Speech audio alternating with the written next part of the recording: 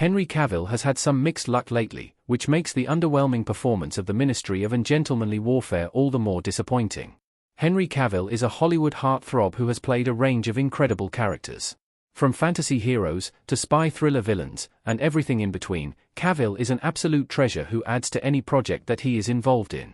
Likewise, Guy Ritchie has a track record for directing compelling action films.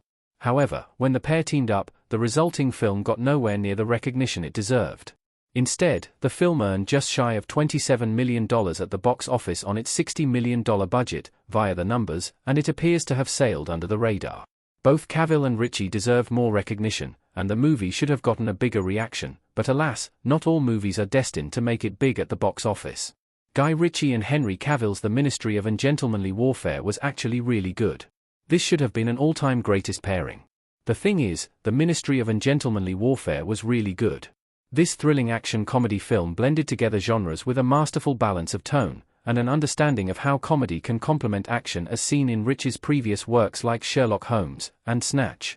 And the audience confirmed this with an astonishing 92% score on Rotten Tomatoes after the film was available on streaming services around the globe. In addition, the cast was spectacular, with action star Alan Ritchson, the legendary Cary Elwes, and the dashing Alex Pettyfer rounding out the cast alongside Cavill.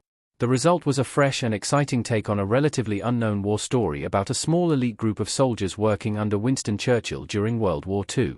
However, there were several factors that led to the film not getting the recognition it deserved despite the high quality and incredible work both behind the camera and in front of it.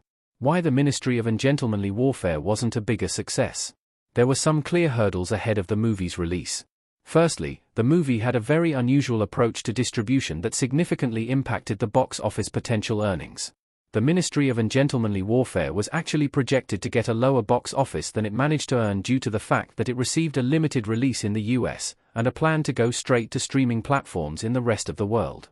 The result was that this movie did not get the fanfare it deserved, and the marketing push was extremely muted considering the movie would just be coming to Prime Video in the weeks after it hit theaters in America. On top of that, when the movie did release in theaters, it received mixed reviews, which trended towards being mostly positive, but enough to make it that this was not going to be a top pick for what to watch in the theater. And finally, the film was released around the same time as Alex Garland's Civil War, which meant that the movie was already competing for space and, with little to no marketing, there was no hope that it could take on a blockbuster release. Hopefully The Ministry of Ungentlemanly Warfare can continue to find success on streaming, and get the recognition it deserves.